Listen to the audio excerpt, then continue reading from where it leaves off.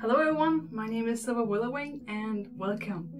Today we're gonna have a true Snoggletog adventure. We are gonna read a Snoggletog time story and we're gonna read the Homecoming book. So this one is pretty much similar to the short film. So if you haven't seen the short film, it's gonna be spoilers in this one. But if you don't care about that, or if you wanna hear the story just like this, we can also do that. So you're welcome to stay here.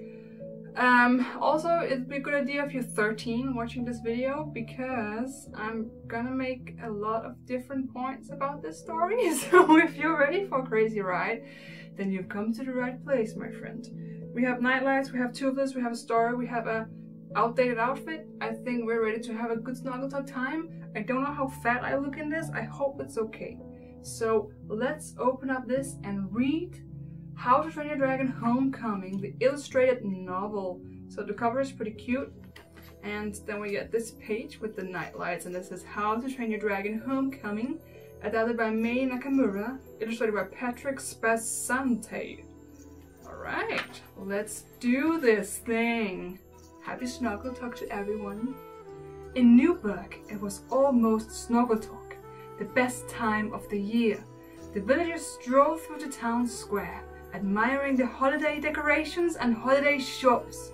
They sang Viking carols and drank Yagnog. Everyone was happy. And we have this terrifying picture of fish legs, Rough Knot, and in the background we have a creepy Snoggletog, and well, he looks like himself, Tough Knot. Not too mad about that. But those faces, especially Rough Knot, that's gonna haunt my dreams. Let's move on. The Snoggletog season reminded Hiccup of Toothless, his best friend. On Snoggletog Eve, Hiccup used to make Toothless' favorite meal, lake trout, with a side of sea trout on a bed of brook trout. Toothless loved trout. 10 years had passed since the Vikings and dragons agreed to live apart, but Hiccup still caught trout every Snoggletog. I don't mind this picture too much. I think it's kind of cute. Toothless looks pretty decent. Hiccup is a bit questionable, but he looks happy, so I'll give this one a pass. Hiccup asked his children, Zephyr and Nothing, if they wanted to help him cook the trout this year. Dragons are wonderful. They're our friends, he said. No, they're monsters, Zephyr answered. They have razor-sharp teeth and huge claws. I don't want to become a dragon's dessert. Me neither, Nothing agreed. Oh no, trouble. Okay, Hiccup's face just looked like depression incarnalized. That's him right there. I think Zephyr and Nothing looks alright. They look like genuinely concerned. And it's not like too awkward, but Hiccup just looks like a murderer. And he has his hand out like, come here children. Like, I get what they're trying to go for, but it's spooky. Let's move on. Hiccup and Astrid were worried. The Vikings of Newburgh were beginning to forget about their friendship with dragons. How could they convince everyone that dragons were not dangerous? And then this picture is quite lovely. It's Nothing and Zephyr just fighting, Nothing dressed up as a dragon, and the fireplace in the background. The colors are pretty sweet, and the angles seem to work quite alright. So I'm not too mad about this. Pretty good job. What was your name? Patrick. Good job. Astrid suggested hosting a pageant, which had been a Snoggletog tradition back when she and Hiccup were kids. We could put on a play about how Vikings and dragons became friends, she said. Hiccup thought it was a great idea. And then we have Astrid's creepy face with a huge mouth and her small, underdeveloped hand. And Hiccup looking again like an old grandpa that's very stressed out. And his hair looks like a dead ferret that died on his head. And his hand is like a flipper of a manatee. But other than that, it's good. It's good. I'm not saying these drawings are bad, it's just they come across as funny at times, and it's quite enjoyable. Hiccup asked Gobber to write the script. Together, they decided that the pageant would include all the history that Viking children should know. This pageant is going to be just what Berg needs, Gobber said, to honor dragons and of course, to honor my great friend Stoic. And then Gobber just with his wooden hand, and his other hand is struggling. But it's pretty okay, I like this drawing. His chin is terrifying. But other than that, it's Gobber. It's Gobber, alright. In his workshop, Hiccup began to build a life-size mechanical puppet of Toothless. He wanted to make it look just like the real Toothless, so that Zephyr and Nothing would fall in love with it. And we just have dead, creepy Toothless looking there, like that, looking dead, just looking dead. Lying there completely dead. And Hiccup working on it. It's pretty okay with Hiccup. His fingers are kind of creepy again, terrifying, but fingers and hands are extremely tough. It's nice to see someone who knows the pain. Patrick, I feel your pain. But a really nice drawing. Not too bad, not too bad. Ooh! Meanwhile, in the hidden world, Toothless was teaching his family about humans. He drew pictures of Hiccup and Newberg in the sand. And this picture is pretty good too. Dart's mouth and face looks a bit questionable down there in the corner. And so does Rough Runner. Rough Runner looks very fat. But Pouncer is adorable. It's very cute. And so is Light Fury and Toothless. They also look very, very lovely. So nice picture, nice picture. The background is a bit lazy, but it's quite alright. The pictures fascinated the Nightlights. Eager to see Newberg with their own eyes, they snuck out of the hidden world and took off into the night sky. And then we just have Buckteeth, Buckteeth, Buckteeth. Disturbing as ever. But apart from the teeth, they look pretty cute. The noses are pink, at least Pouncer and Dart's nose are pink. And they have these really square heads, like completely square, that's what we're dealing with here. But other than that, it's a nice drawing. Back in Newberg, Toothless rehearsed his lines for the pageant. He was playing the role of Hiccup. A dragon is coming, help me, Toothless cried. Then he threw up his arms and ran off the stage. That's not like me at all, Hiccup complained, but Astrid and Gobber thought it was perfect. And then look at Astrid's face. And Hiccup is just in pure disgust. And Gobber is just looking like a boss battle that wants to eat you. But other than that, yes. And Toothless is pretty good. Looks pretty nice. Very nice. Then they held auditions for the role of Stoic.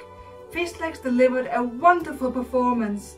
In the end, however, Gobber insisted on playing the part.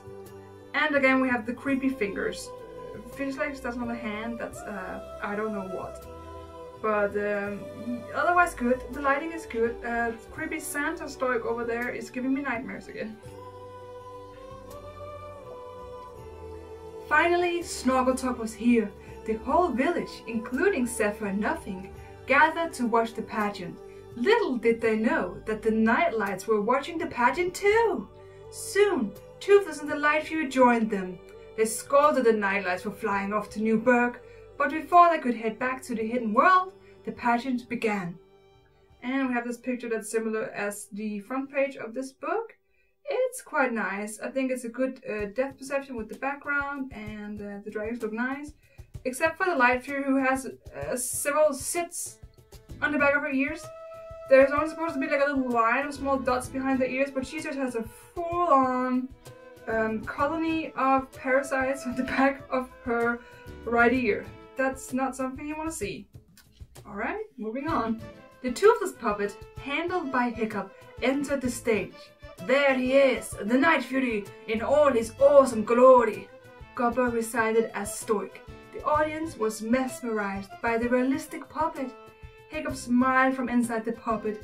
Everything was going perfect. And again, we have this creepy Hiccup just staring at his kids. The kids look fine, but Hiccup just looks like he wants to eat them. Then Gobber stumbled and knocked over a torch. Suddenly, the whole stage was burning. In the chaos of the fire, Hiccup lost control of the mechanical Toothless puppet. It roared and started storming towards the audience. Zephyr and Nothing screamed. Their worst nightmare was coming to life. And they're just terrified of this cute-looking, half-disturbing puppet. But yeah, pretty good drawings, pretty decent, nice colors, very, very dramatic. The real Toothless launched into action. He flew through the smoke as the puppet marched toward the edge of the stage, with Hiccup still inside. And we got Hiccup falling to his death and epic Toothless just coming down to rescue him. Very nice and dynamic illustration. Toothless dove and caught Hiccup just in time. In the smoky haze, Hiccup couldn't tell who had saved him. He was falling through the air and he couldn't tell that a massive dragon followed him down and grabbed him through the air. I find that a bit questionable, but let's just go with it. The drawing is pretty decent. Toothless looked concerned, like he's regretting his decision. But very nice. The puppet looks amazing. The puppet was completely ruined, so Toothless, disguised by the smoke, stepped onto the stage to finish the pageant himself. Let man and dragon be forever bonded in trust and love, Gobba recited. He reached out and touched Toothless' snout. The villagers burst into applause. In the end, the pageant was a hit. And then we have this dragon. Toothless a bit lazy drawn, but it's because of the smoke, so I get what they're kind of going with. And Gobba just looks like he's blushing for some reason as he's reaching out to touch Toothless with a wooden hand. Not too shabby, pretty cute. That was amazing! Nothing cheered, but there was one person who still wasn't convinced. It was just Dad in a suit, Zephyr said. And we got little Nothing here with a Night View belt and very excited. And Zephyr just being not impressed at all. And this giant Viking belly behind them, that's a bit terrifying. But otherwise a very lovely illustration. Zephyr ran backstage where she found Toothless sneaking away. Hey Dad, she called out, but then Toothless turned around. She realized that it wasn't just a suit. She stared in awe at the amazing creature in front of her. Toothless smiled, wiggled his ears, and disappeared into the haze. So this is the meeting between Zephyr and Toothless. Pretty nice. Zephyr looks kind of scared, but curious at the same time, and Toothless is just really happy and curious. So pretty nice job of portraying that. A little lazy with the night sky in the back, but other than that, pretty nice. On the way home, Zephyr bubbled with excitement. I love dragons, I love Toothless. Why didn't you tell me that you were actually going to bring him here? What is he talking about? Hiccup asked. Astrid shrugged. They don't know what's going on. And Zephyr is just happy about everything. And two parents are like, is she kids, I guess. That's what they're thinking. And Astrid's face looked like a square as well. She looks like a man here for some reason, a bit disturbing. But Hiccup is pretty good. Hiccup is actually pretty good at this drawing. I kind of like that. Again, the hands are completely messed up, but other than that, nice. Very nice. When the family arrived at home, they were shocked to see a glowing crystal from the hidden world in their living room. And look, Astrid cried, the bowl of trout is empty. They all rushed to the window just in time to see the dragons flying high across the night sky. Astrid turned to Hiccup with a knowing look in her eye. Knowing look? Yeah, they're right in front of you. Of course you know they're there. Okay, this time it's Nothing's turn to look creepy. He has giant teeth, and Zephyr is also smiling creepily. The parents look okay. Oh, never mind. Astrid looks like a demon. I get that angle is difficult to draw, so I get it. But she has a really wide head, and her ear is like way far back. This drawing is amazing. Seeing Toothless was the perfect Snoggletog gift for Hiccup. That night he went to sleep with a big grin on his face. Not only did he get to see his best friend, but his children now also knew that the dragons are beautiful friends. Maybe it's our turn to visit them, said Astrid. Happy Snoggletog! Oh my god, Zephyr's face is not nice. They're waving at us though, hello! And Nothing's hand is giant for some reason compared to Zephyr's. And compared to Astrid as well, it's the same size, and he's a baby. Yeah, and Astrid just has fangs now apparently. Yes, alright. But otherwise good, otherwise very good. So that was the end of that, the Snoggletog illustrated short. That was interesting. It goes over a lot of things in the actual movie. It missed quite a few things, but other than that I think it's quite alright. It's quite a decent little book. I think it's kind of funny. I'm not particularly a fan of Homecoming, but it was fun to read it again in this alternate version. Let me know what you think. And did you like the movie? Did you like the book? Did you like this whole seance? Anything really? I love to read the comments. And happy Snoggletog to you. I hope you have a wonderful time with your family, dragons, or whatever you're celebrating with. And hopefully I'll see you next time. So long, dragon riders!